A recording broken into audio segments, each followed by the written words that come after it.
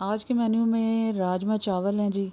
और बहुत ही मज़ेदार ये बनते हैं। गोश्त खाने वाले भी इसको बहुत ही शौक़ से खाएंगे इंशाअल्लाह ताला। राजमा को किडनी बीन भी कहा जाता है।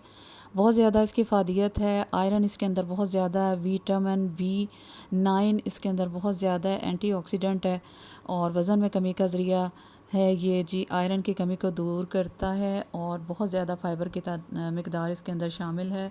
और सबसे मज़ेदार बात ये है कि गरीबों के लिए इसको गोश्त भी कहा जाता है। तो आप ज़रूर ट्राई कीजिए। बिस्मिल्लाहिर्रहमानिर्रहीम। अस्सलाम वालेकुम। कैसे हैं जी आप सब? आई होप सब ठीक ठाक होंगे। तो जनाब रेसिपी स्टार्ट करते हैं। यहाँ पर मैंने हाफ़ के-जी राजमा ले लिए हैं। इनको मैंने रात भर के लिए भिगो दिया था। बहुत अच्छी तरह से फूल गए हैं। अब यहाँ पर मैंने एक प्रेशर कुकर के अंदर राजमा और पानी शामिल कर दिया है। इसके साथ मैं सिर्फ इसमें डालूँगी जी नमक, हल्दी और लहसुन। ये तीनों चीज़ें डाल के मैं इसको प्रेशर लगाऊंगी। और एक बड़ी इलायची मैंने हल्की सी कूट के वो भी शामिल कर दी है और लहसुन को काट के शामिल किया।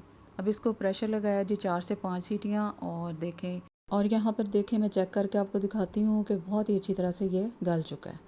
तो राजमा हमारे तैयार हो गए हैं और बहुत ही नरम, जितनी हमें ज़रूरत थी उतनी ही माशाल्लाह से ये तैयार हो गए हैं। और चलते हैं जी मसाले की तैयारी की तरफ। ऑयल डाल दिया जी प्रेशर के अंदर और ज़ीरा और तेज़पत्ता डाल के उसके अंदर चॉप प्याज शामिल कर दिया 1 अदद। अब इसको लाइट गोल्डन कलर आने तक फ्राई करेंगे और इसके बाद मैं इसके अंदर लहसुन शामिल करूँगी 1 बड़ा चम्मच भर के।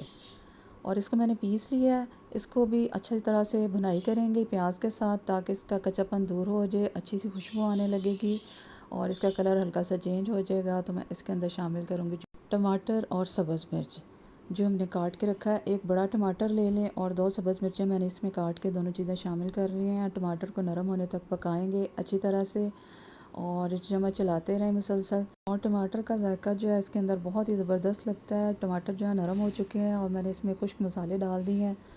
बेसिक मसाले हैं हल्दी, नमक, सुरख मिर्च, ज़ीरा और मैंने सौंठ पाउडर इसमें थोड़ा सा शामिल किया है। धनिया पाउडर डाला है और उसी प्लेट में मैंने पानी डाल के थोड़ा सा उसमें शामिल कर दिया। अब थोड़ा पानी डालेंगे और इसको थोड़ी देर के लिए कवर करके पकने के लिए रख देंगे।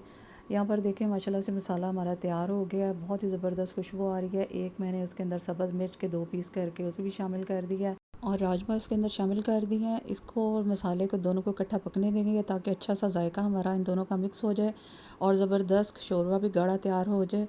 और उसके बाद 15 से 20 मिनट पकने के बाद मैं इसके ऊपर गरम मसाला और मेथी छिड़कूँगी और ज़बरदस्त राजमा हमारे तैयार हो गए हैं। राइस के साथ मैंने सर्व किए हैं। राजमा का शोरबा थोड़ा गाढ़ा हो तो जायके में अच्छा लगता है। अगर आपके राजमा अच्छे से गले होंगे तो आपको इनको पीस के डालने की ज़रूरत नहीं है। थोड़ी देर 15 से 20 मिनट आप पकाएंगे तो ज़बरदस्त गाढ़े शोरबे वाले राजमा आपके तैयार हो जाएंगे, लज़्ज़त से भरपूर इंशाअल्लाह ताला और ताकत और तवानाई से भरपूर।